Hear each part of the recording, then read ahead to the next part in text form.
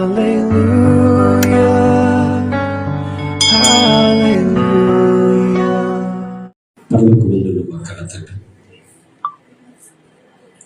పరిశుద్ధమైన శ్రేష్టమైన ఘనమైన నామముకు స్తుతులు స్తోత్రములు తండ్రి. దేవా, ఈ జూన్ మాసంలో 1వ తారీఖు మొదటి ఆదివారం ఈ పాద సన్నిధిలో నాయన మేమందరం కూడా కలిసి నేను ఆరాధిస్తూ ఉండగా మీరే మాతో మాట్లాడి వాళ్ళు బలపరించి స్థిరపరచి తండ్రి ఈ పాద సన్నిధిలో నాయన నెమ్మది, ఈ పాద సన్నిధిలో సమాధానము ఉందని తిరిగి తండ్రి ఆత్మతో సత్యముతో నేను ఆరాధించడానికి ఇంత గొప్ప అవకాశాన్ని మా అందరికీ మీరు ఇచ్చిన విధానాన్ని బట్టి వందనములు తండ్రి. అలాగే నాయన ఏంటంటే వారికి వినగలిగే చెవి గ్రహించుకునే హృదయము తండ్రి, నీ మాట చెప్పులకు సిద్ధపడుతున్న నాకు సంయోచితమైన జ్ఞానం, మరి ముఖ్యంగా నీ వాక్యము సరిగా విభజించి ఉపదేశించుటకును చెప్పబడుతున్న వాక్యానుసారంగా బ్రతకుటకును నాలో ఉన్న నీ పరిశుద్ధాత్మ సహాయాన్ని నాకు పంపించు. మా కొరకు త్వరలో రాని ఉన్న యేసు క్రీస్తు వరకు నీ నామమున ఈ ప్రార్థన మనం అడిగి వేడుకొనిచున్నాము తండ్రి. ఆమేన్.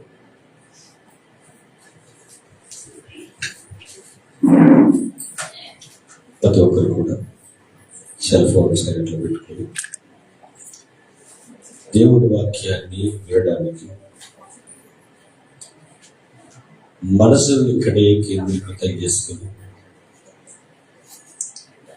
వాక్యం మీదే ధ్యాస పెట్టి వాక్యాన్ని వినడానికి ప్రతి ఒక్కరు కూడా సిద్ధ మనసు కలిగి ఉండాలి. ఎందుకంటే దేవుని మాట మనకు ధైర్యం ఇస్తుంది. మనుషులు అప్పుడప్పుడు వచ్చి ధైర్యం ఇవ్వచ్చును, కానీ మనుషులు వారి జ్ఞాపకం వచ్చినప్పుడు మిమ్మల్ని ధైర్యపరచొచ్చేమో, కానీ దేవుడు అనుక్షణం ప్రతి నిమిషము మీ వెంటే ఉంటాడు. మీ అందరికీ ధైర్యాన్ని ఇస్తాడు. అలాంటి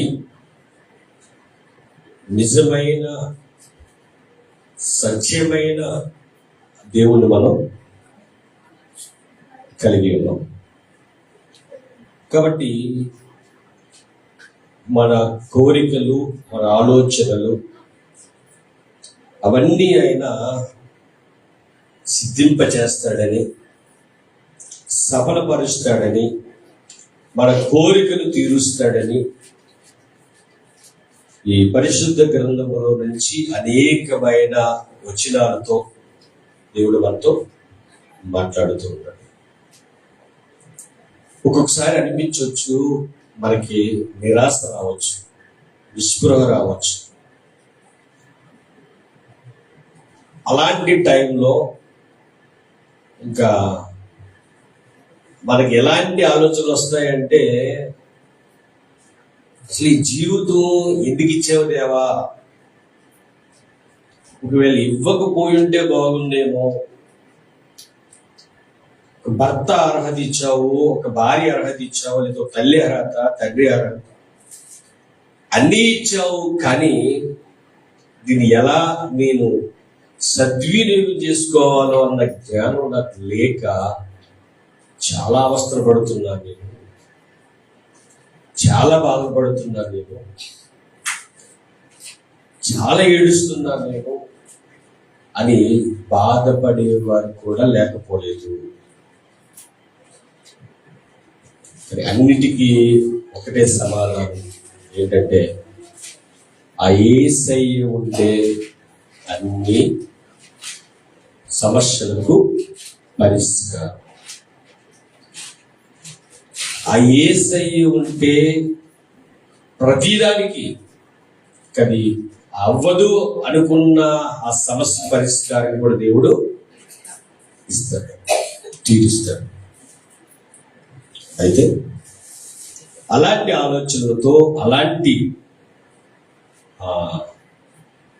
జ్ఞాపకాలతో మన జీవితాన్ని ముందుకు నడిపిస్తున్నామా, లేక ఏమవుతుందో తెలియని జీవితం గురించి ఆలోచిస్తూ రేపే జరగబోతుంది, అసలు రేపటి గురించి ఏం ఆలోచించాలి, ఏం సిద్ధపరచుకోవాలి అన్న ఆ టెన్షన్తో ప్రతిరోజు వెలబుస్తున్నామా? అసలు ఎలా ఉన్నాం మనం? మన జీవితంలో మనం ఏ ఆలోచన ఆలోచిస్తూ ఉన్నాం? ఇవన్నీ పరిశీలన చేస్తేనంటే దేవుని వాక్యం సెలవిచ్చేది ఏంటంటే, నేనున్న నీ కోరికలు, నీ ఆలోచనలు యావత్తు సిద్ధింపజేస్తాను అన్నాడు ఆయన. కీర్తన గ్రంథం 20వ అధ్యాయం, కీర్తన గ్రంథం 20వ అధ్యాయం 4-5 వచనాలు చదువు. నీ కోరికను సిద్ధింపచేసి నీ ఆలోచన యావత్తును సఫలపరచును గాక. యెహోవా నీ రక్షణను బట్టి మేము జయోత్సాహము చేయుచున్నాము. మా దేవుని నామమును బట్టి మా ధ్వజము ఎత్తుచున్నాము. నీ ప్రార్థనలన్నీ యెహోవా సఫలపరచును గాక. అంటే ప్రతి ప్రార్థన దేవుడు ఏం చేస్తాడట? సఫలపరుస్తాడు. ప్రతి ప్రార్థన దేవుడు ఆలకిస్తాడు. ప్రతి ఆలోచన ఆయన సిద్ధింపజేస్తాడు. ప్రతి కోరిక ఆయన సిద్ధింపజేస్తాడు. ప్రతి ఆలోచన సఫలపరుస్తాడు. ఇది దేవుడు మనకిస్తున్న వాగ్దానము. ఇది అందరూ గుర్తుపెట్టుకోవాలి. యవ్వనస్తులు, నడి వయసు గలవారు, వృద్ధులు, ప్రతి ఒక్కరూ, స్కూల్కి వెళ్ళే పిల్లలు అందరూ కూడా దేవుడు నా ప్రార్థన వింటాడు, దేవుడు నా కోరికను సిద్ధింపజేస్తాడు, దేవుడు నా ఆలోచనలను సఫలపరుస్తాడు. ఎక్కడ ఏది ఆపే దేవుడు కాదు. అంటే ఒక సమయం ఉంది, ఆ సమయానికి అన్ని ఆయన ఇస్తాడు. ఈ ఆలోచన ఎవరిలో ఉందండి? పోయిన వారం మనం మాట్లాడుకున్నాం. పోయిన వారం ఒక భక్తుడి గురించి మీకు తెలియజేశాను. దేవుని ఎడల యథార్థ హృదయం కలిగి ఎవరైతే ఉంటారో వారిని బలపరచుటకు దేవుడు, అంటే యెహోవా కన్నులు లోకమందంతా సంచారము చేయుచున్నవి అనేది మనం మాట్లాడుకున్నాం. జ్ఞాపకం ఉందా? యెషయా గ్రంథంలో కూడా మాట జ్ఞాపకం చేస్తాడు. అయ్యా, నీ అంత గొప్ప దేవుడు ఎక్కడ వెతికినా కనిపించలేదు, ఎక్కడ మాట మేము చెబుతూ వినలేదు. అంటే ఇవన్నీ ఎప్పుడైతే మన మనసులో పెట్టుకున్నామో మనకి కొండంత ధైర్యం వస్తుందండి. ఎందుకంటే మనం దాని మీదే ఆధారపడతాం, ఆయన మాట మీదే ఆధారపడతాం. ఎక్కడ వెళ్ళలేదంటే యెషయా గ్రంథంలో ఎక్కడ వెళ్ళలేదు. తీస్తారు సార్ మాట. యెషయా గ్రంథం 64వ అధ్యాయము 4వ వచనం చక్కగా ఉన్నమాట. తన కొరకు కనిపెట్టిన వారి విషయమై నీవు తప్ప తన కార్యమును సఫలము చేయి మరి ఏ దేవునికి ఎప్పుడు ఎక్కడ ఎవడును చేసి ఉండుట చూసి ఉండలేదు. అట్టి దేవుడు కలడన్న సమాచారము చెవులకు వినబడలేదు. అంటే ఎప్పుడు వినలేదు, ఎప్పుడు మా కంటికి కనబడలేదు. ఈ కార్యం ఎవరు చేస్తారంటే చేసేది ఆయనే. ఆయనే నా రక్షకుడైన యేసుక్రీస్తు. ఆయన గురించే మాట్లాడుతూ దినవృత్తాంతాల గ్రంథంలో ఆయన గురించే మాట్లాడుతూ అక్కడ రాసిన మాట ఏంటంటే, దినవృత్తాంతాల 2వ గ్రంథము 16వ అధ్యాయము 9వ వచనం, తన ఎడల యథార్థ హృదయము గల వారిని బలపరచుటకై యెహోవా కనుదృష్టి లోకమందంతటా సంచారము చేయుచున్నదంటే అంతటా ఆయన కళ్ళు అందరినీ చూస్తున్నాయి, అందరినీ చూస్తున్నాయి. మరి అందరిని చూసినప్పుడు అందరినీ బలపరచాలి కదా. డౌట్ వచ్చిందా రాలేదా? మరి ఆయన కనులు అందరినీ చూస్తాయా, కొంతమందిని చూస్తాయా? అందరి. ఎవరైనా ఒకవేళ ఆయన కనిపించకుండా దాక్కుంటారంటారా?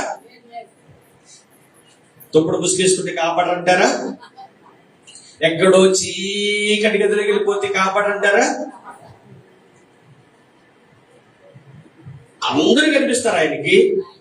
మరి అందరినీ బలపరచాలి కదా, అందరూ ఆయన పిల్లలే కదా. ఈ డౌట్ రావాలి. లేకపోతే ఒక్కొక్కసారి మనం కూడా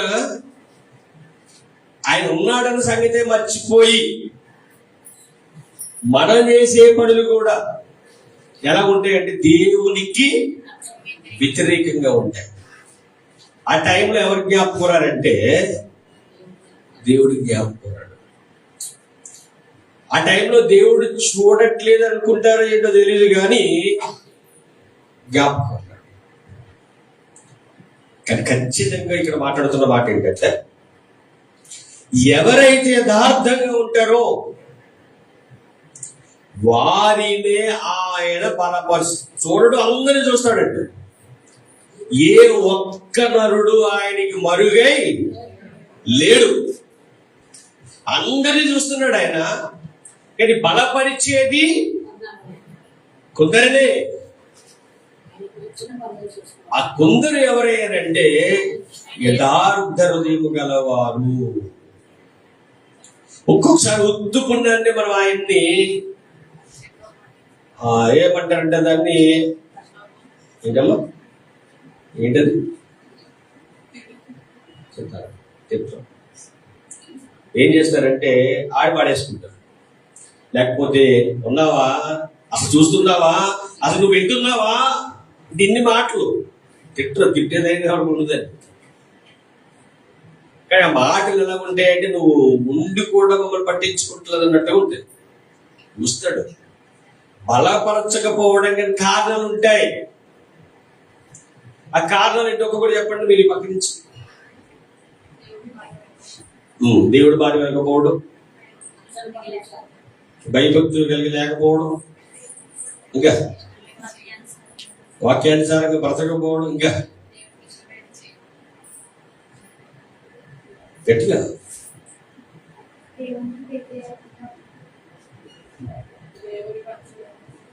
దేవుడికి నచ్చనివి చూడడం, మాట్లాడడం అంతేగా. మరి ఇన్ని తెలుసు కదా, మరి అప్పుడప్పుడు ఎందుకు చూస్తామంటారు? చూస్తారా చూడరా? పిల్లలు మీరే తెలుసు ఇవి దేవుడికి నచ్చు. మరి దేవుడికి నచ్చవని తెలుసు, దేవుడు మనం బలపరచాలంటే ఆయనకి నచ్చినట్టుగా బతకాలని తెలుసు. మరి ఏంటో అశ్రద్ధ ఏంటో, లేకపోతే ఆ యొక్క దేవుడి మీద తిరుగుబాటు ఏంటో అర్థం కాదు, కానీ ఆయనకి నచ్చనే చేస్తామండి. క్లియర్ గా మాట్లాడాడు. దేవుణ్ణి అనడానికి ఎవరు కూడా సరిపోరు.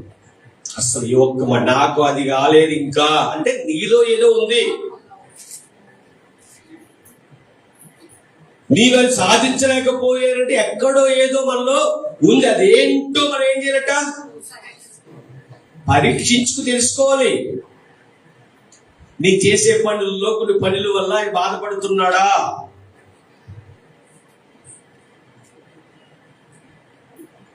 ఆయన అద్భుతము మన పట్ల చేయాలంటే మనం ఏమై ఉండాలి? ఆయన యథార్థ హృదయం గలవారై ఉండాలి. దాని గురించి చెప్పాడు పోయిన వారు. యథార్థ హృదయం గలవారు ఉండాలంటే ఎలా ఉండాలో? న్యాయవంతుడై ఉండాలి, భయభక్తులు కలిగి చెడుతనమును విసర్జించిన వాడై ఉండాలి. దేవుడు బలపరుస్తాడండి. వదలు ఒంటరిగా ఉన్నా దేవుడు బలపరుస్తాడు. ఎలా ఉన్నావో ఒక్కసారి మనం ఈరోజు ఆలోచించబడి. అందరిలో ఉన్నప్పుడు కాదు, ఎలా ఉండేది? ఒంటరితనంలో నువ్వెలా ఉన్నావు, నేనెలా ఉన్నా, మనం అందరూ ఎలా ఉన్నాం? ఒంటరిగా మనం ఉండే ఒంటరితనం ఒకటి ఉంటుంది. ఆ ఒంటరితనంలో మనం ఎలా ఉన్నాం? దేవుడు చూస్తున్నాడు. దేవుడు నిన్ను వదిలిపెట్టే దేవుడు కాదు. నువ్వు అనుకుంటే ఒంటరివని, కానీ దేవుడు నీకు తోడై ఉన్నాడని సంగతి మర్చిపోతే దేవుణ్ణి బాధ పెట్టే పనులు చేస్తూ ఉంటావు. ఆ మర్చిపోకుండా ఉండగలిగే ఆ భక్తుడే యోషేపు గారు. ఆయన ఒంటరితనంలో కూడా నాకు దేవుడు తోడై ఉంటాడు. ఆయన విడిచిపెట్టాడు చెప్పండి. దేవుడు ఎందుకు విడిచిపెట్టలేదంటే ఆయన యథార్థ హృదయం గలవాడే ఉన్నాడు. ఎక్కడ ఎవరిని బాధ పెట్టిన వారిని కూడా ఆయన ఏం చేయలేదట? బాధ పెట్టలేదండి. పోయిన వారం మనం ఆయనను అమ్మేశారు కదా అన్నయ్యలు. అక్కడ చూసావా? అక్కడి నుంచి అంటే యోషేపు గారు తండ్రి ఇంటి నుంచి బయటకు వచ్చిన తర్వాత, అడవిలోకి వెళ్ళిన తర్వాత, అన్నయ్యల దగ్గరికి వెళ్ళిన తర్వాత, అన్నయ్యలు ఆలోచించే ఆ ఆలోచనకు ఆయన చాలా బాధపడ్డాడు అని చూసాం. చంపేయాలనుకున్నారు కదండి. ఆయన బాధ మనకి అర్థమైంది. అలా చూస్తూ ఉన్నాం మనం. కానీ దేవుడు ఏం చేశాడు? గొప్ప కార్యం చేశాడు. యోసేపుని ఏం చేశాడు దేవుడు? ఆ మరణము నుండి తప్పించాడు. మీ ఆలోచనలో ఉండిపోవాలి అంటున్నా. యోసేపు మరణము నుండి దేవుడు ఏం చేశాడు? తప్పించాడు. తప్పించడానికి గల కారణం ఏంటి? యోసేపు యొక్క యథార్థత. మనల్ని తప్పిస్తాడు ఆయన, కానీ మనకి ఏది యథార్థత ఉందా? ఉంటే తప్పిస్తాడు. అలా దేవుడు తప్పించాడు. ఐగుప్తు దేశానికి తీసుకెళ్ళిపోయాడు. చూడండి ఆయన యథార్థత ఎలా ఉందో. అంటే దేవుడు మనం బలపరచాలి అని అంటే మన యథార్థతతో ఎలా ఉండాలో యోసేపుడు కోణంలో మనం ఆలోచించాలని ఆయన చూపిస్తున్నా మీకు. మనందరికీ ఏం కావాలి? ఆశీర్వాదం కావాలి. అక్కర్లుద్దా? చూద్దా కావాలి. ఆశీర్వాదానికి వారసులగుటకే దేవుడు మనల్ని పిలిచాడు. ఆయన పిలిచిన దేవుడు నమ్మదగిన వాడు. ఆయన నమ్మదగిన వాడు కనుక, ఆయన మనల్ని పిలిచాడు కనుక మనము ఆయనకి ఎలా ఉండాలట? నమ్మదగిన వారంగా ఉండాలంటే. యోసేపు ఉన్నాడు. యోసేపుకి ఎలాంటి సందర్భాలు ఎదురయ్యాయి, ఆ సందర్భాల్లో తనకు తాను ఎలా కాపాడుకోవడానికి సిద్ధపడ్డాడు మీరు చూసుకోవాలి. ఆదికాండం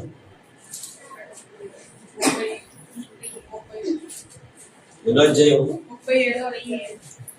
ఆదికాండము 37వ అధ్యాయము. ఆదికాండము 37వ అధ్యాయంలో అమ్మేశారు కదా. చూద్దాం 28వ వచనం. విద్యానీయులైన వర్తకులు జయం 28వ వచనం. విద్యానీయులైన వర్తకులు ఆ మీదుగా వెళ్ళుచుండగా వారు ఆ గుంటలో నుండి యోసేపును పైకి తీసి ఆ ఇష్మాయేలీయులకు 20 తులముల వెండికి అతనిని అమ్మి వేసిరి. వారు యోసేపును ఐగుప్తులకు తీసుకొని పోయి రూబేను ఆ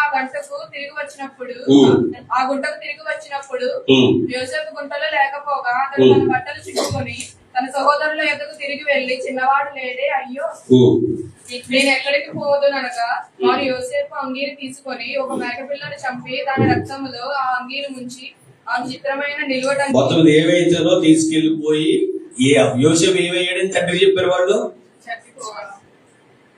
దుష్ట మృగములు వచ్చి తినేసాయి, గొడ్లే మిగిలాయి అని చెప్పి అబద్ధం చెప్పి యోసేపు చనిపోయాడు అని యాకోబు చెప్పడంతో యాకోబు చాలా ఏడ్చాడు. రైట్. ఇప్పుడు 39వ అధ్యాయానికి వెళ్ళిపోదాం. యోసేపును ఐగుప్తులకు తీసుకుని వచ్చినప్పుడు ఫరో యొక్క ఉద్యోగస్తుడును పోతీఫరును ఒక ఐగుప్తీయుడు అక్కడికి అతన్ని తీసుకుని వచ్చిన ఇష్మాయేలు వద్ద అతన్ని కొనెను. యెహోవా యోసేపునకు తోడై ఉండెను. చూడండి ఈ మాట ఎంత బలాన్నిస్తుందో. యోసేపు కష్టంలో ఉన్నాడా, సుఖంలో ఉన్నాడా? ఆలోచించండి ఒకసారి. యోసేపు కష్టంలో ఉన్నాడు. ఆ కష్టంలో దేవుడు అతనికి తోడై ఉన్నాడు. మనం అనుకుంటామండి ఒక్కొక్కసారి మన కష్టంలో ఉన్నప్పుడు మన వాళ్ళే, మన బంధువులే, రక్త సంబంధికులే ఒకవేళ మన కష్టంలో రాకపోతే ఎంత కష్టంలో ఉన్నా కూడా వాళ్ళు వచ్చి ఒక మాట కూడా చెప్పి నన్ను బలపరచలేదని బాధ మీకు ఉన్నదో చెప్పండి. ఉందా?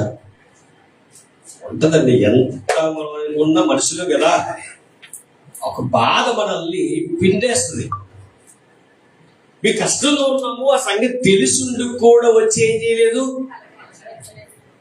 ఒక మాట చెప్పి నువ్వు విన్నాం కదా నీకు ఎందుకు భయపడకు అన్న మాట అనలేదు అని మనం బాధపడతామండి. ఎక్కడో చోట ఉంటుంది అది.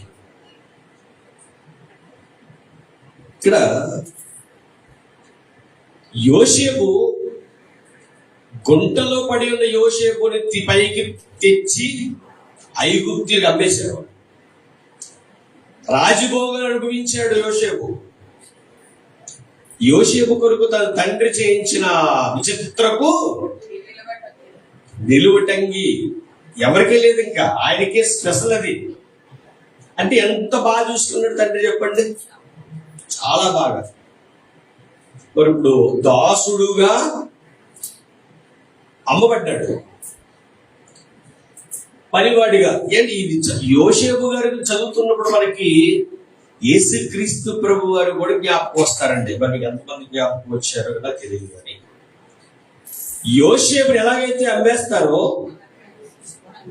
అలాగే యేసుక్రీస్తు ప్రభు వారు కూడా ఎవరు అమ్మేశారు? పక్కన ఉన్న ఆయనగా. మరి యోసేపు గారు నమ్మింది ఎవరు? రక్త సంబంధికులే కదా. ఆయన దాసుడుగా దిగి వచ్చేసాడు. ఈయన దాసుడుగా అమ్మబడ్డాడు. ఇక నాకు బాగా బలాన్ని ఇచ్చిన మాట ఏంటంటే, మీకు బలాన్ని ఇస్తుంది ఆ మాట ఏంటంటే, కష్టంలో ఉన్నాడు యోసేపు గారు. కష్టంలో కూడా 2వ వచనంలో యెహోవా యోసేపునకు తోడయుండును గనుక అతడు వర్ధిల్లుచు తన యజమానుడగు ఆ ఐగుప్తీని ఎంట నుండెను. యెహోవా అతనికి తోడై ఉండుననియు అతడు చేసినదంతయు అతని చేతిలో యెహోవా సఫలము చేయననియు అతని యజమానుడు చూచినప్పుడు యోసేపు మీద అతనికి కటాక్షము కలుగును కనుక అతని యొక్క పరిచర్య చేయువాడాయను. మరియు అతడు తన ఇంటి మీద విచారణకర్తగా అతన్ని నియమించి తనకు కలిగిన యావత్తు లేదా తన కలిగినదంతయు అతని చేతికి అప్పగించెను. అతడు తన ఇంటి మీద తనకు కలిగిన దాని అంతటి మీదను అతని విచారణకర్తగా నియమించిన కాలం మొదలుకుని యెహోవా యోసేపు నిమిత్తము ఆ ఐగుప్తీయుని ఇంటిని ఆశీర్వదించెను. యెహోవా ఆశీర్వాదం ఆ ఇంటిలోనేమి పొలములోనేమి అతను కలిగిన సమస్తము మీదన ఉండేను. దేవుని నామానికి మహిమ కలుగును గాక. యోసేపు ఉన్న ఆ ఇంట్లో ఏముందట? ఆశీర్వాదం. ఇది ఆశీర్వాదం ఎందుకుంది చెప్పండి? యెహోవా అతనికి తోడై ఉన్నాడు. యెహోవా అతనికి తోడై ఎందుకున్నాడు చెప్పండి? ఆయన యథార్థ హృదయము కలవాడు. అంటే యథార్థ హృదయము కలిగి ఉంటే దేవుడు మళ్ళీ ఏం చేస్తాడు? ఆయన తోడుగా ఉంటాడు. ఫస్ట్ ఆయన తోడుగా ఉంటాడు. ఆయన తోడుగా ఉంటే ఆశీర్వాదాల వాటికి అవే వస్తూ ఉంటాయి. ఆయన మనకు తోడై ఉంటాడు. ఇప్పుడు దేవుడు తోడై ఉండాలి అని అంటే తీసుకోవాల్సిన జాగ్రత్తలు. మనకు నచ్చినట్టు బతికేస్తే దేవుడు తోడు ఎందుకుంటాడు చెప్పండి? మనకి నచ్చినట్టు బతికి, నచ్చినట్టు తిరిగి, నచ్చినట్టు తాగి, నచ్చినట్టు చేసి అన్నీ మనకి నచ్చినట్టే. ఆదివారం గుడికి మట్టుకు దేవుడికి నచ్చినట్టు సరిపోతారా? అన్ని మనకి నచ్చినట్టు చేసుకుంటాం. ఆదివారం గుడికి మట్టుకు దేవుడు నచ్చినట్టుగా వస్తాం. ఈ ఆదివారం దేవుడికి నచ్చినట్టుగా వస్తే సరిపోతుందా? ప్రతిరోజు దేవుడికి నచ్చినట్టుగా బ్రతకాలా? సరే ఆలోచించండి ప్రేమ దేవుని వాళ్ళరా. ఎన్ని చెప్పేనివ్వండి, ఎన్ని మర్మాలు, ఎన్ని సత్యాలు, కానీ ఎన్ని చెప్పి ఎన్ని తెలుసుకున్నా మీరు ఇంత జ్ఞానవంతులైనా యథార్థవంతులు కాకపోతే అంతా సున్నా, ఏమి లేదు ప్రేమ దేవుని వాళ్ళ. యోసేపు పరిస్థితి చూడండి. ఆయన ఉన్న చోట ఎక్కడైనా ఏమొస్తుందట? ఆశీర్వాదం. ఆశీర్వాదం. కారణం ఆయన ఎలా బతికాడో చూడండి. అతడు తనకు కలిగినదంతయు యోసేపు చేతికి అప్పగించి అంటే ఇంటి యజమాని అతడుకు కలిగినదంతయు యోసేపు చేతికి అప్పగించి తాను ఆహారం తినుడు తప్ప తనకేమి ఉన్నదో ఏమి లేదు విచారించిన వాడు కాడు. యోసేపు రూపవంతుడు సుందరుడునై ఉండెను. అటు తర్వాత అతని యజమానుడి భార్య యోసేపు మీద కన్ను వేసి తనను శయనించమని చెప్పాను. అయితే అతడు ఒప్పక. అంటే చూడండి, యోసేపు యథార్థత.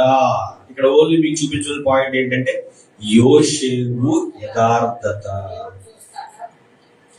ఆయనకి భయం ఏంటంటే నేను ఏ పని చేసినా ఎవరు చూస్తారు?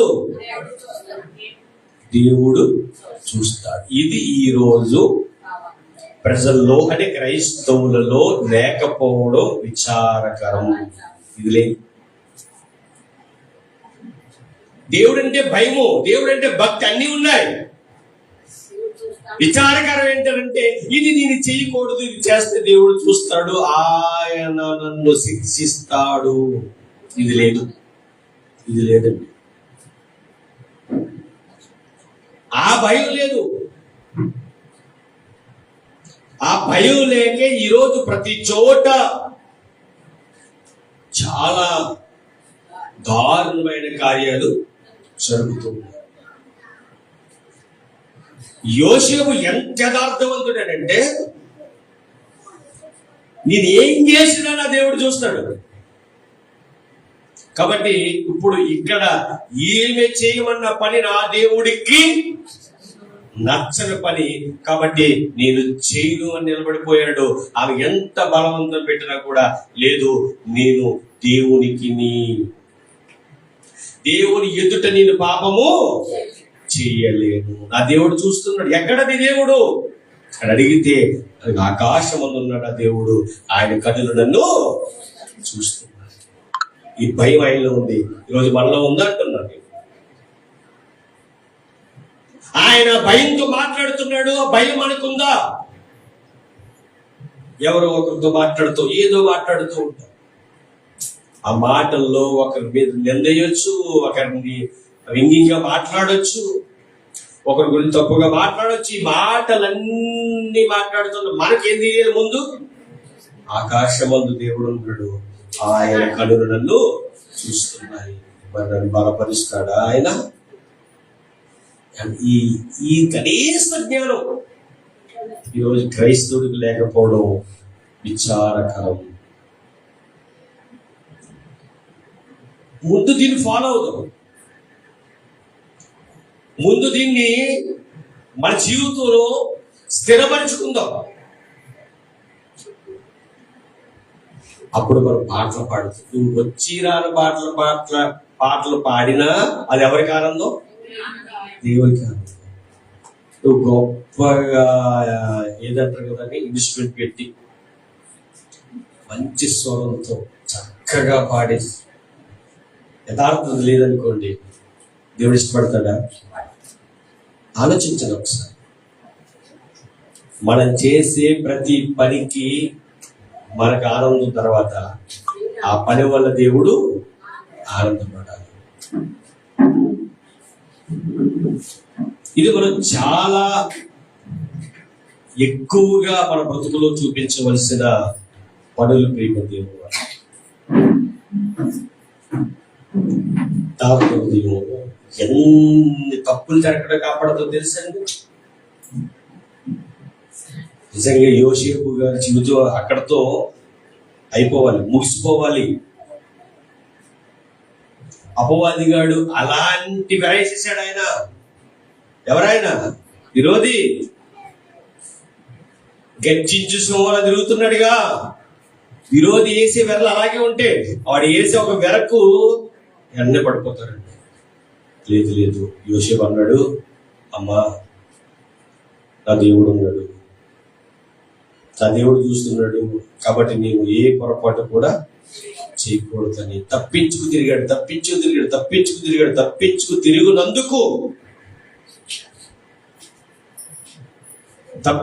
తిరిగినందుకు ఆమె ఏం చేసింది తెలుసా?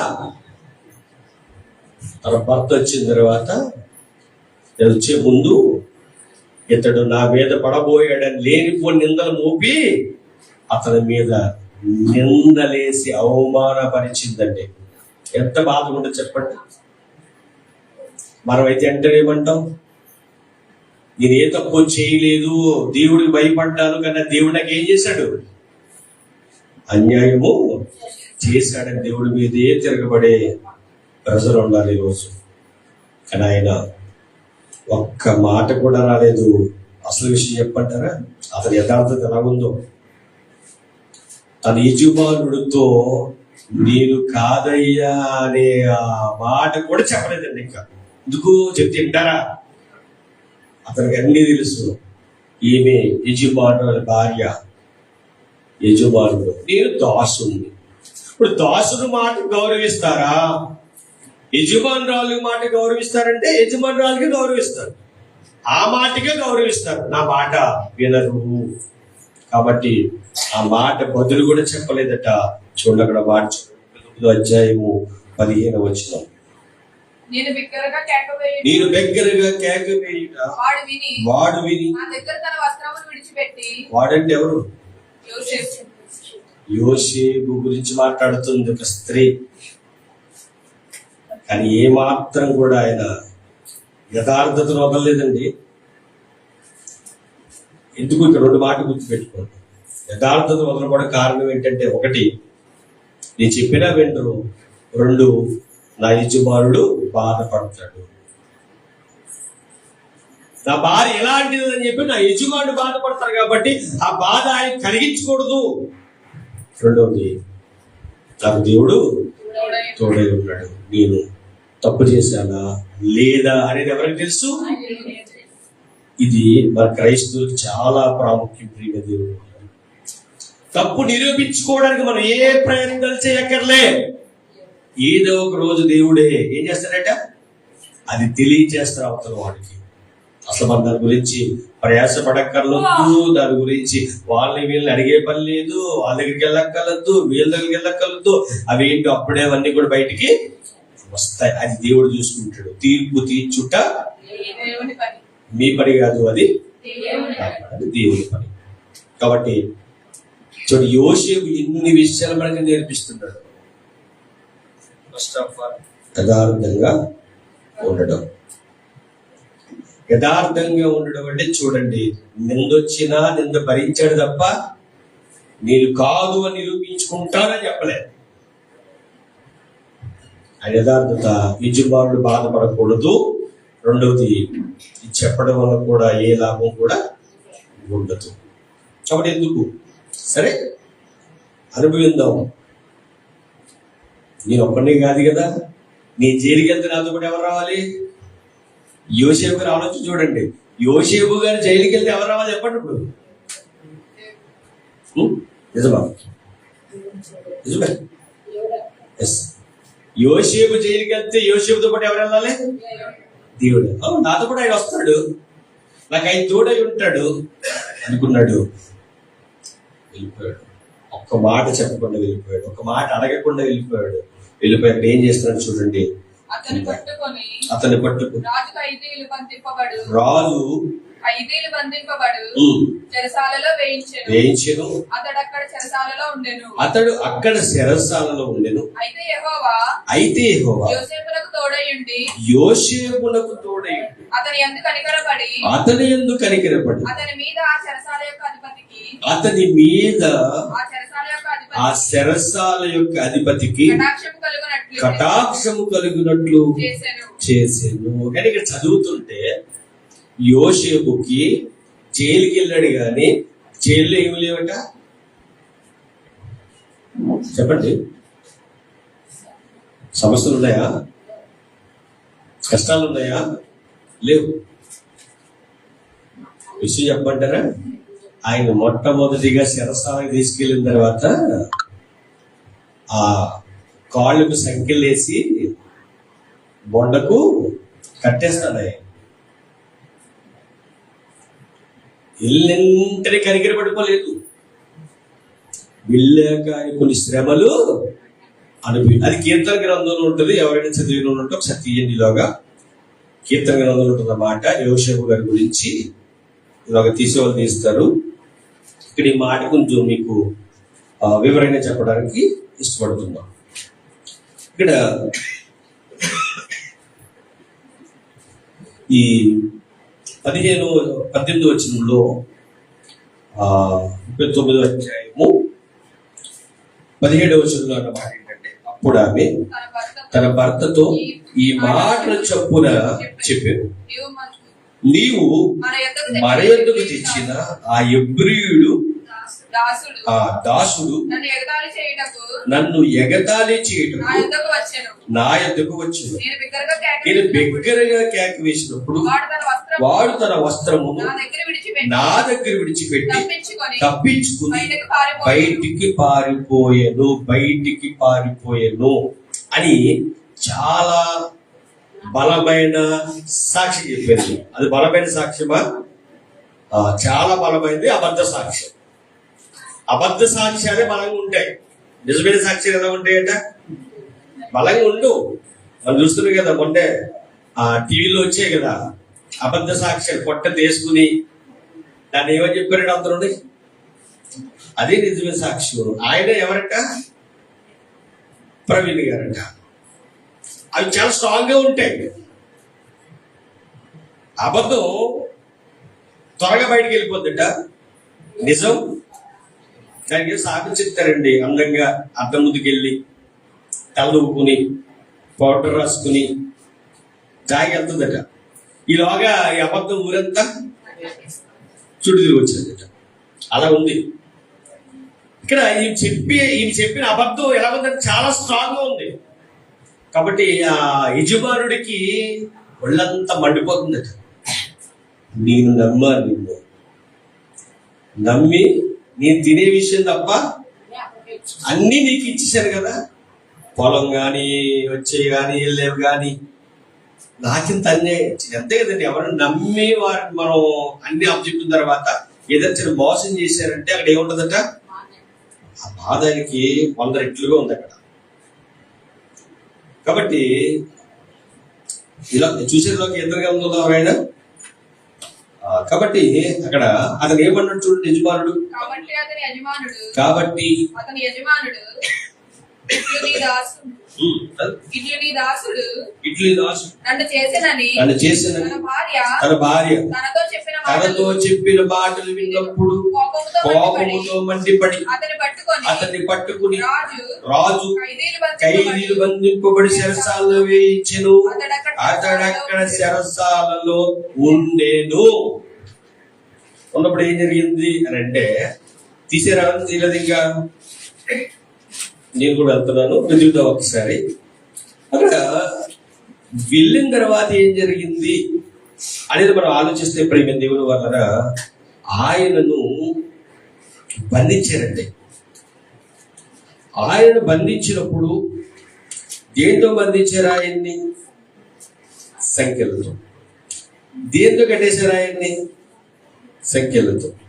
కట్టినప్పుడు ఆ పరిస్థితి ఎలా ఉంటుంది అంటే, బండకి ఆ సంఖ్యలు వేసి కడితేనట చాలా నొప్పి వస్తాయటండి.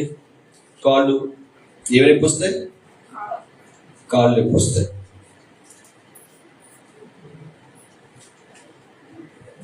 కీర్తన గ్రంథము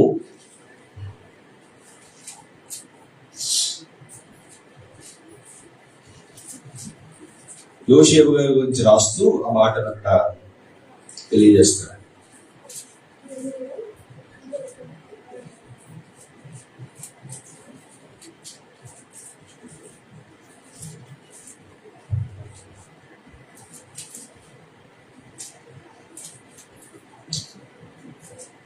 సరే, ఎవరు చూస్తే చెప్పటిలోగా ఆయనని శరస్సులో ఉంచట ఆయన చాలా ఇబ్బంది పెట్టిన తర్వాత ఆ ఇబ్బందులో దేవుడు పరీక్ష పెడుతున్నాడు. ఆ ఇబ్బందులో నన్ను ఏమైనా అంటాడా? కష్టం వచ్చింది కదా, బాధ వచ్చింది కదా, సమస్య వచ్చింది కదా, బొండకి కాళ్ళు సంఖ్యలు వేసి పెట్టేశారు కదా, కట్టేశారు కదా, ఇప్పుడు ఏమైనా ఇబ్బంది పడతాడా అని చూసాడు దేవుడు. కానీ ఎక్కడ ఒక మాట కూడా అనట్లేదట, ఎక్కడ దేవుణ్ణి దూషించట్లేదట. అప్పుడు దేవుడు వదిలేస్తాడా? చెప్పండి.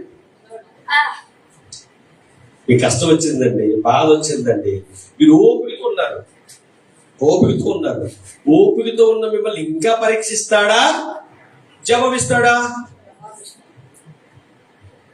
యోబు గారు కష్టాలు పడ్డాడండి, బాధలు పడ్డాడు. ఆయన అలాగే ఉంచేసాడా? జవాబిచ్చాడా? ఇచ్చాడు. యోసేపును కూడా పరీక్షించాడు. పరీక్షించిన తర్వాత అప్పుడు జవాబు ఏమిస్తున్నాడంటే, అతడు ఎక్కడైతే ఉన్నాడో ఆ చెరసాల అధికారికి ఏమిచ్చాడు చూడండి. అక్కడ ఉంటుంది 20 వచనం. అతన్ని పట్టుకుని రాజు ఖైదీలు బంధింపబడి చెరసాలలో వేయించెను. అతడక్కడ చెరసాలలో ఉండెను. అయితే యెహోవా యోసేపుకు తోడై ఉండి అతని యందు కనికరపడి అతని మీద చెరసాల యొక్క అధిపతికి కటాక్షము కలిగినట్లు చేశాడు. అంటే ఆయన బాధ పడిన తర్వాత దేవుడు ఏం చేశాడట? కటాక్షం కలిగేలా చేశాడట. ఈ గ్యాప్ లో దేవుణ్ణి ఏమైనా అన్నాడా? ఇది ప్రశ్న. మనమైతే ఏమంటాం? మన నోటైతే ఏమొస్తున్నాయి? ఒకసారి మీరు ఆలోచించండి. ఆయన పరీక్షించినప్పుడు ఆ పరీక్షలో మనం నిజమే ఇది దేవుడు నాకు పెట్టిన పరీక్ష అని ఓర్చుకుని ప్రార్థన చేస్తే ప్రతిఫలాన్ని పొందుకుంటాం. యథార్థ హృదయం ఉన్నప్పుడు ఇలాంటివన్నీ వస్తాయి. ఇంకా ఒకదాని తర్వాత ఒకటి. ఒకవేళ శ్రమ వస్తే ఆ శ్రమలో ఎలా నిలబడాలో జ్ఞానం దేవుడిస్తాడు. ఆ పండకి ఆ సంఖ్యలు వేసేసి కాళ్ళు కట్టేశారు. చాలా నొప్పి, చాలా రోజులట. కానీ ఎక్కడ ఆయన దేవుణ్ణి దూషించి అన్యాయం చేయలేదు కదా, నేను ఏమి అనకుండానే ఈ శిక్ష అనుభవిస్తున్నాను కదా, నాకు ఎందుకు ఈ బాధ అని ఆయన అనుకోలేదు. ప్రేమ దేవుడు బాధ. సరే, దేవుడు నాకు తోడే ఉన్నాడు, ఆయన చూస్తున్నాడు, ఇదే చేస్తూ ఉన్నాడు. దేవుడు చివరికి ఏం చేశాడంటే ఆ చెరసాల అధికారికి యోసేపు మీద కటాక్షం కలిగేలా చేసేసాడు. అది దేవుడి యొక్క గొప్పతనం. ప్రేమ దేవుడు వాళ్ళు ఇది చేయడానికి కూడా కారణం ఏంటి? ఇది చేయడానికి కారణం ఏంటి? యోసేపు యథార్థంగా ఉన్నాడు. ఇది ఒకటే, ఈ పాయింట్ ఇది ఒకటే. ఇది ఒకటి ఉంటే అన్ని మనకు వస్తాయి. యోసేపుడు ఏ స్థాయిలో నిలబెట్టినాయి అంటే ఇవన్నీ కూడా చెరసాలలో ఉన్న ఈయన రాజు గారి దగ్గరికి వెళ్ళిపోయాడండి. ఈయన వెళ్ళిపోయాడా, దేవుడు తీసుకెళ్ళాడా? యోసేపు వెళ్ళిపోయాడా, దేవుడు తీసుకెళ్ళాడా? దేవుడు తీసుకెళ్ళాడండి. యోసేపుకి ఏమీ తెలియదు, ఏం జరుగుతుందో కూడా తెలియదు. ఈ రోజు జరుగుతుందా, దేవుడి చిత్తం. ఈ రోజు నన్ను చెరసాలు వేసారా, దేవుడి చిత్తం. ఈ రోజు నన్ను పంటకి సైకిల్ వేసి కాలు కట్టేస్తారా, దేవుడి చిత్తం. ఈ రోజు అధికారం వచ్చి నా మీద కటాక్షం చూపించాడా, దేవుడి చిత్తం. అంటే ఆయన ఆలోచనలు అన్ని ఎలా ఉన్నాయి, ఏం జరిగినా దేవుడి చిత్తం. ఈ పాయింట్ లేదా ఈ యొక్క ఆలోచనలు మనకు ఉంటే ఏం జరిగినా అంతా దేవుడి చిత్తం. ఇక్కడ ఈయన అదే ఆలోచన వెళ్ళిపోయాడు. దేవుడు ఏం చేశాడంటే రాజుగారి దగ్గర ఉన్న ఒక ఇద్దరిని చెరసాల్లోకి పంపించి, చూడండి దేవుడు ప్రణాళిక ఎలా ఉంటుందో. మనం ఏదో అనుకుంటాం, మనం అనుకునేలాగా దేవుడు మళ్ళా వేరే ఒక ఆలోచనతో అక్కడికి పంపిస్తూ ఉంటాడు. ఇద్దరు రావడం, ఇద్దరు కళ్ళు రావడం, కళ్ళ భావం వారికి యోసేపు చెప్పడం, యోసేపు చెప్పిన తర్వాత ఆ కళలు అలా జరగడం తర్వాత మళ్ళీ అతను మళ్ళీ రాజుగారి దగ్గరికి వెళ్ళడం, రాజుగారి దగ్గర 2 సంవత్సరాలు ఉండడం, ఆ తర్వాత రాజుగారికి కళ రావడం. ఇవన్నీ రోజుల్లో జరిగిపోలేదు, సంవత్సరాలు పట్టాయి. ఈ 2 సంవత్సరాల్లో 2 సంవత్సరాల ముందు యోసేపు గారు అన్నమాట, నువ్వు వెళ్ళప్పుడు నన్ను జ్ఞాపకం చేసుకోవయా, నన్ను బయటికి తీసుకెళ్ళవా అని అడిగాడండి. అతను ఎవరంట, రాజుగారి పక్కన ఉండే 2 సంవత్సరాలు మర్చిపోయాడట. చింతమది అదే ఆదికాండము 41వ అధ్యాయము, అదే ఆదికాండము 41వ అధ్యాయము ప్రారంభోత్సవం. 2 ఏళ్ళు గడిచిన తర్వాత పరో ఒక కలగనెను. పరో కలగన్నాడట. ఆ కళ జ్ఞాపకం ఉంది కానీ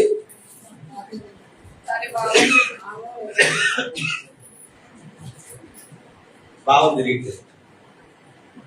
ఏం చేయాలి అర్థం కావట్లేదు.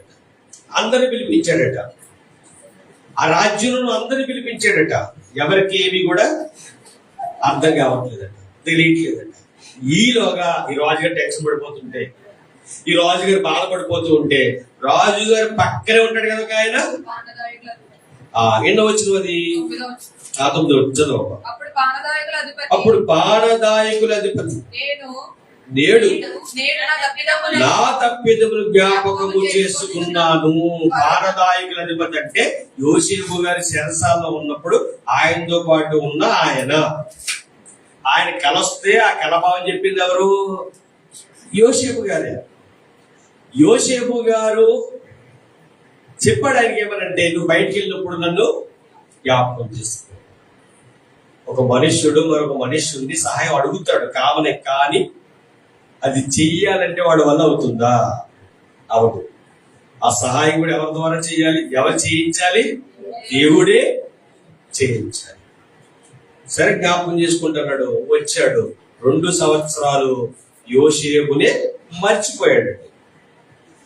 ఆ మర్చిపోవడానికి గల కారణం ఎవరంటే దేవుడు.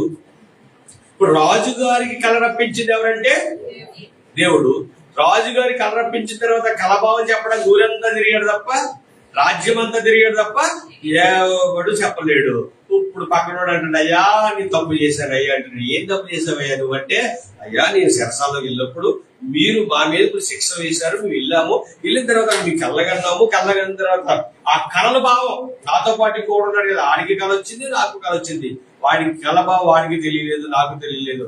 అక్కడ ఉన్న యోసేపు అని ఒక వ్యక్తి మాకు ఆ కళభావాన్ని చెప్పాడు. అతను ఎలాగైతే చెప్పాడో అదే జరిగింది ప్రభువా అన్నాడటండి.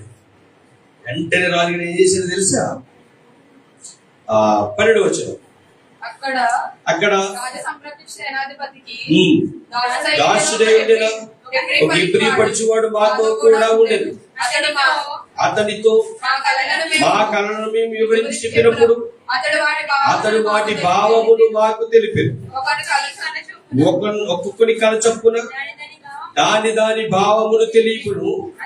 అతడు మాకు ఏ భావం తెలుపునో ఆయే భావములు చొప్పున జరిగను. నా ఉద్యోగం నాకు మరలా ఇప్పించి భక్ష్యకారుని వేలాడదీయించినని ఫరోతో చెప్పగా ఫరో యోసేపును పిలువనంపెను. కాబట్టి చెరసాల నుండి అతని త్వరగా రప్పించింది. అతడికు అంటే తలకత్తిని నేర్చుకుని మంచి బట్టలు కట్టుకుని ఫరో యొద్దకు వచ్చెను. ఫరో యోసేపుతో ఈయనొక కలగంటిని దాని భావమును తెలపమని అడిగాడట.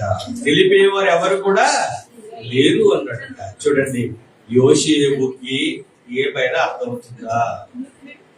అసలు ఊహించాడా? మనం ఊహించాం.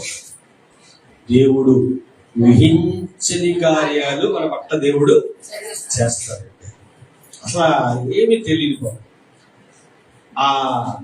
అతను బయటికి వెళ్ళిన తర్వాత రోజు చూస్తున్నాడు, వస్తాడు నన్ను ఇడిపిస్తాడు, వస్తాడు నన్ను ఇడిపిస్తాడు అని.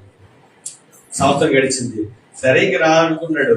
2వ సంవత్సరం వచ్చింది, దేవుడే జ్ఞాపకం చేసుకున్నాడు. రాజుగారి దగ్గర తీసుకొచ్చాడు.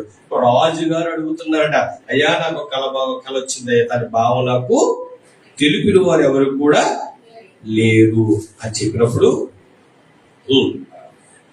యోసేపుతో నేను కళ కంటిని దాని భావమును తెలపగలిగిన వారు ఎవరు లేరు.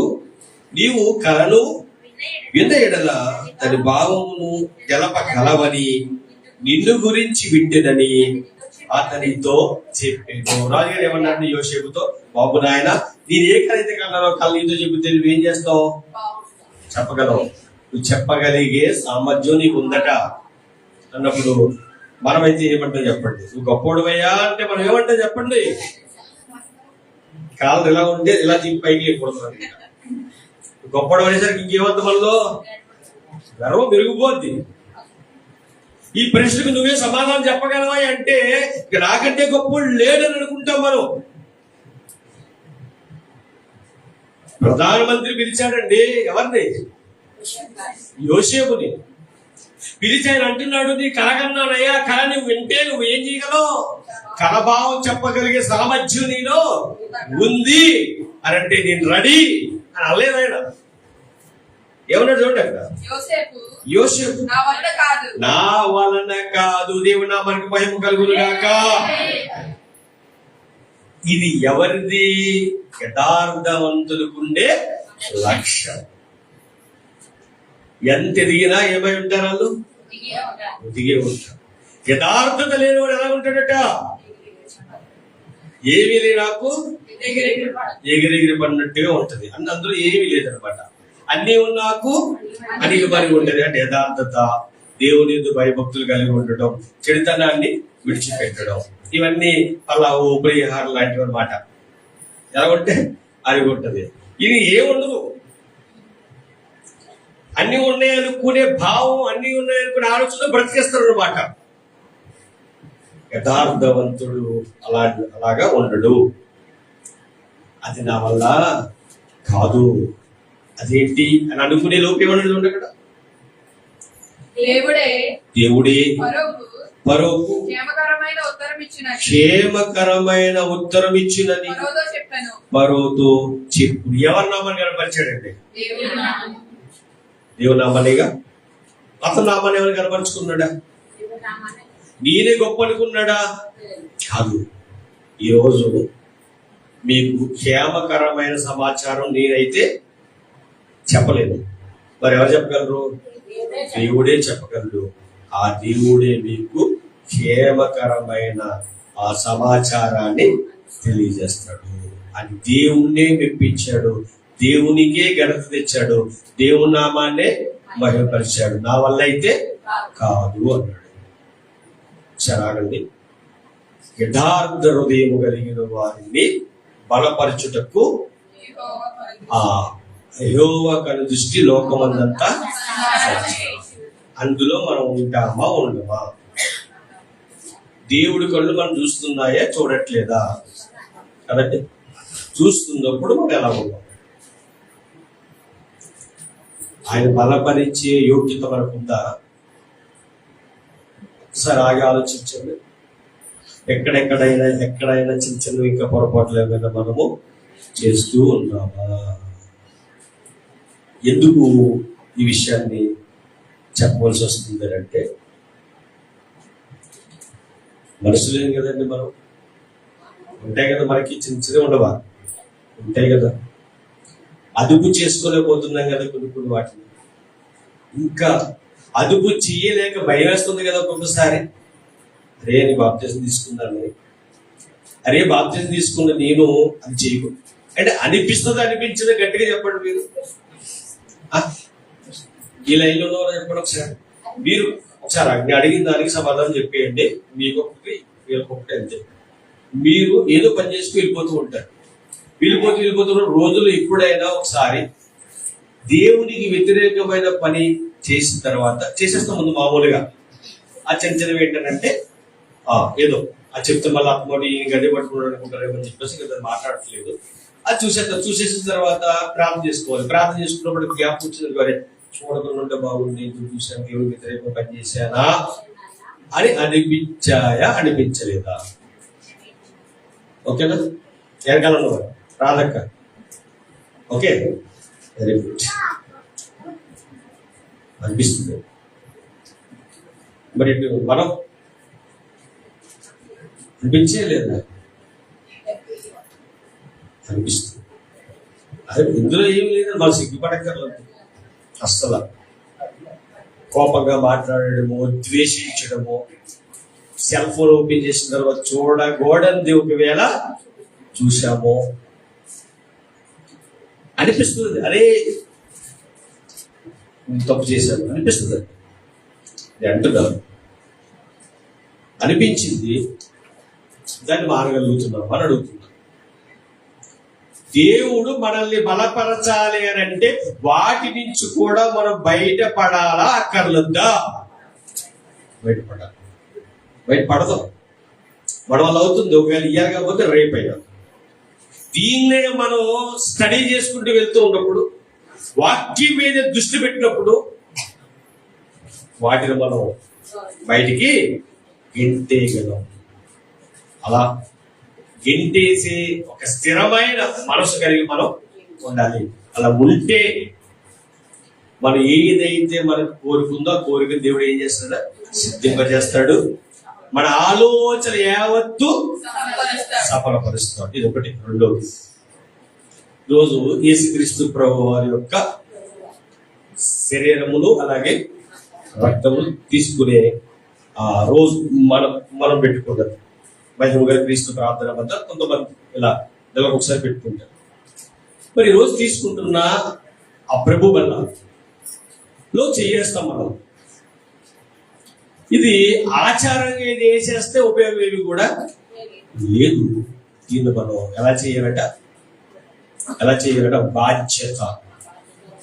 ఆయన శరీరాన్ని తింటున్నారు కాబట్టి నేను ఆయన మరణము కొరకు ప్రకటించు. ఆయన రక్తములు తాగుతున్నారు కనుక నేను ఆయన సుగుణాలు కలిగి జీవించాలి. ఆయన రాకడ వచ్చేంత వరకు లేదా మా ప్రాణం పోయేంత వరకు ఆయన యందు భయభక్తులు కలిగి జీవిస్తూ ఆయన సువార్తను సాటించే వారిగా ఉండాలి అన్న ఆలోచనతో ఇప్పుడు ప్రభు వలలో చేవేద్దాం. చిన్న చిన్న పొరపాట్లు చిన్న చిన్నవి ఉంటూ ఉంటే అన్నిటి నుంచి కూడా దేవుడు మనల్ని విడిపించినట్లుగా యథార్థమైన హృదయం కలిగి దేవుని యొక్క ఆ ప్రభు వల్లలో చెయ్యి వేసే వారిగా అందరూ ఉండాలని ఆశపడుతూ నా మాటను ముగిస్తున్నాను. తల్ల వంచండి, ప్రార్థించేద్దాం. ప్రార్థన. పరలోకములో మా కన్న తండ్రి, ఈ పరిశుద్ధమైన శ్రేష్టమైన ఘనమైన నామములకు స్తుతులు స్తోత్రములు. ఇదిగో నాయనా, మరి రోజు మాతో మాట్లాడవుతాను. నిజమైన జీవితాల్లో మేము ఏదైతే అనుకుంటున్నామో తండ్రి, అవన్నీ కూడా ఒక నెరవేరేటట్టుగా దయతో మీరే సహాయం దయచు. అన్నిటికంటే ముఖ్యంగా యథార్థమైన హృదయం కలిగి వెంబడించే భాగ్యం అందరికీ కూడా దయచేయమని ప్రార్థిస్తూ ప్రార్థిస్తున్నాను. ప్రతి ఒక్కరికి ఆరోగ్యం ఇచ్చి, బలం ఇచ్చి, శక్తి నుంచి మీరు ముందుకి నడిపించి తర్వాత కార్యక్రమం అంతట్లో తోడు నుంచి నడిపించేయమని మా కొరకు రాని యేసుక్రీస్తు వారి నామమున ఈ ప్రార్థన మనం అడిగి వేడుకొనిచున్నాము తండ్రి. ఆమేన్, ఆమేన్.